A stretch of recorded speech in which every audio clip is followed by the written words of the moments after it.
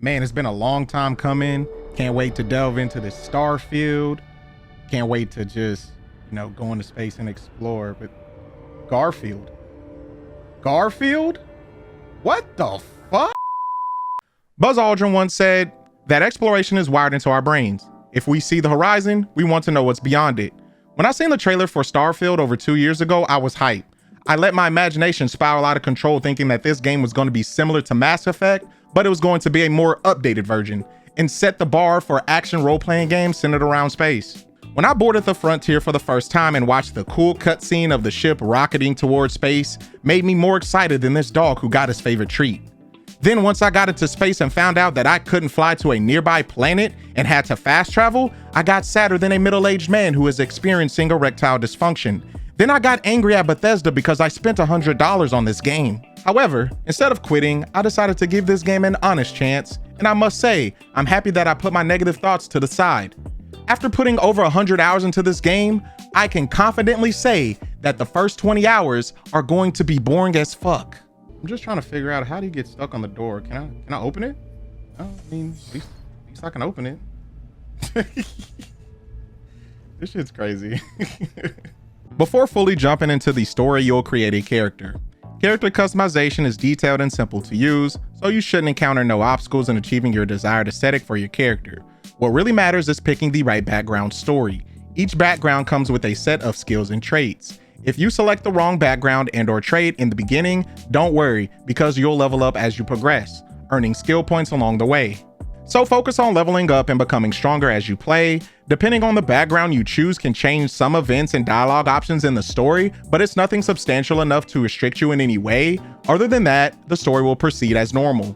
Starfield's story takes place in a universe where humanity unlocks the secret of interstellar travel and has gone on to colonize various galaxies. 20 years after the Colony Wars, the story begins with you, the player, working for a space mining company. While excavating, you stumble upon a strange-looking object, and once you touch it, everything changes. You quickly find out that the object you extracted is an artifact. When you deliver the artifact to a group of explorers called the Constellation, they are going to explain how there are more artifacts scattered throughout the known universe. From there, you join the band of space explorers and are tasked with solving the mysteries of the artifact. I will refrain myself from speaking on the main narrative any further because I don't want to spoil it for you, but I will end it by saying I enjoyed the plot and its interesting concepts. The side quests were the best part of the game, specifically the missions that involve the factions. You can join the United Colonies and uncover the mysteries regarding the Terramorphs. You can become a deputy in the Freestar Rangers and travel Freestar space, investigating trivial extractions that snowball into a massive conspiracy. In one particular mission, you will run into Kirkwood Smith, who plays the asshole dad in That 70s Show, but in Starfield, he is an asshole loan shark. Let's just say he won't be conducting any further business. I'm not gonna sit here and let you talk to me like that. This is for Eric and the gang, you son of a bitch. Yeah, this is for Eric and the gang. If you get tired of being the good guy, you can join the Crimson Fleet and witness someone get fucking murdered the first day you join. Oh, the second shot was unnecessary. This is a hell of a way to start a first day. I'm kind of scared. Go ahead and get that up off you, my boy. This particular quest line will test your morality as you engage in illegal activity. At the end of the quest line, you will make a final decision that will decide your allegiance permanently. If you don't mind partaking in corporate espionage and other illegal activities, Ryujin Industries is the perfect company to seek employment. This corporation doesn't mind bending the rules in order to get the job done. Make sure to put some skill points into stealth because you'll need it. There are many interesting characters that you will interact with as you make your way through the story. Some of them can become your companions and accompany you on your voyage through the cosmos. The only downside is that you can only take one person at a time when exploring different planets. The characters that I found the most appealing were your coalition teammates. Each person on the team has different views and personalities. The story puts the spotlight on Sarah, who is the upstanding leader, and Sam, a former Freestar agent who lets his daughter tag along while he goes on dangerous missions. I found myself having Andresia accompany me most of the time due to her mysterious nature. When you travel with her long enough, you'll notice a gradual unfolding of her personality, leading into an interesting conversation regarding her past. In this game, there are a wide array of skills available, each offering unique benefits tailored to different play styles. Whether you prefer a stealthy approach, brute force, or the use of persuasion, there are skills that will enhance your gameplay experience accordingly. Skills are separated into 5 different categories. They are physical, social, combat, science, and tech. Each skill can be upgraded by completing challenges. Increasing a skill's rank is essential because certain skill ranks are required for researching and crafting specific items. You can enhance the effectiveness of your weapons and spacesuits. Use shipbuilding to construct and personalize your spacecraft with a diverse range of weapons and components. Whatever your playstyle is, the skill tree offers a comprehensive range of abilities to take your character's capabilities to new heights. The map of Starfield is big, like my 600-pound life big.